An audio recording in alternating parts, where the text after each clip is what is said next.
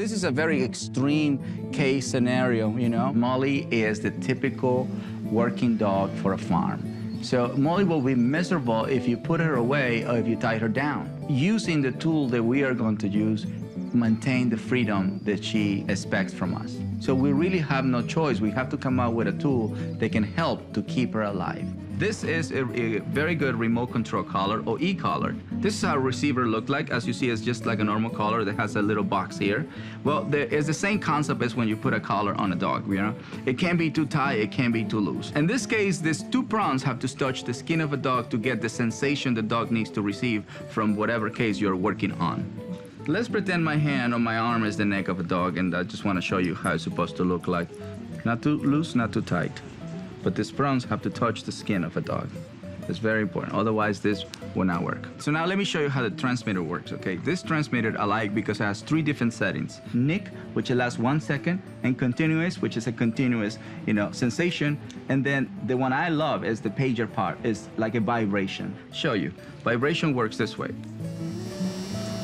It just vibrates. It feels like a pager or a phone that is on vibration mode. With the Nick button, what you're gonna see is a little bit more movement, and it only lasted a second or less than a second.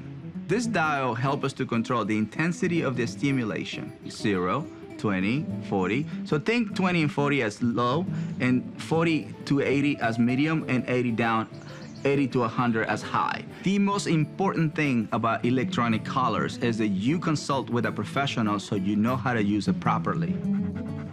Cezar explains the safe and proper use of a correctly sized e-collar to Mark and Leisha. Right now she's in a comfortable state, you know, she's relaxed, and this is a good time for us to put any tool, especially because we don't have any food. You know, so the affection becomes like the reward. Right. Yeah, there we go. Good girl, Molly. That's right. So we want her to associate the tool with something positive, something that she enjoys, and affection and massages she would definitely enjoy. We don't want to use the tool right away. You know, we want her to wear it and feel comfortable about it. And then eventually, once we're ready to do whatever we need to do, and then we press the button. But by that time, we're not going to be related to it.